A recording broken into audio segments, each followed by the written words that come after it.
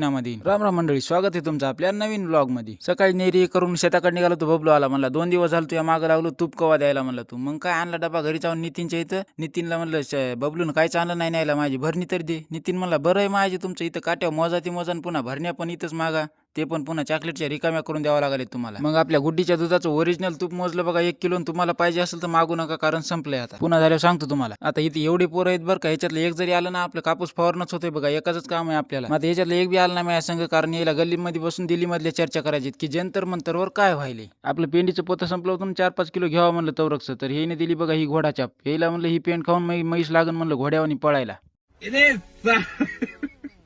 मग फवारा घेतला आणि मी चालू बघा शेताकडे, जाऊ द्या म्हणलं आपलं काम आपलीच बेजारी। आता ही आपली पहिलीच फवारणी बघा कापसाला, त्याच्यामुळे आपण घेतले बघा त्याच्यामध्ये कॉन्फिडर आणि 19-19 खत, एकदम साधी औषध फवारायची बघा। जास्त मोठेपणा करायचा नाही आणि लय मोठ्या दुकानावर पण जायचं नाही, कारण त्याला नोकराचे पगार ते किराया हे काढायचे असते, ते नीट तुमची काशी करते। उगा आपल्या साध्या दुकानावर जायचं आणि त्याला सरळ म्हणायचं भाऊ एकदम साधी औषध दे, आणि तुम्ही जर त्याला म्हणले ना आपला कापूस नंबर 1 आहे चांगली औषध दे, ते तुमचा कार्यक्रम झालाच म्हणून समजा। कापूस फवारणं तर दुपारी झाला बघा आपला। मग रुबीला वाटलं आता दूधच काढते काय की, म्हणलं येडी झाली काय, दुपारी कोण दूध काढलं होतं। फवाऱ्यामुळे शेण हे काढायचेच राहिले आज सकाळपासून। आता सांच्यापारी दूध हे काढूस तर रुबी इथंच बसती बरं का। रुबीला म्हणलं तिकडे मध्ये बस की पत्रामध्ये, तर रुबी म्हणते नाही ना, मग तू पाणी टाकतो दुधामध्ये, मी इथंच बसणार दूध होऊस तर काढणं। हे बघा ते बनावट तयार केलेलं दूध तर शहरातले लोक खात असतात बघा, पण आमच्या इकडे तर कुत्री सुद्धा ओरिजिनल दूध पितात। चला मग व्हिडिओ आवडला असेल तर लाईक आणि फॉलो करून घ्या, भेटू अशाच पुढच्या भारी व्हिडिओ मध्ये।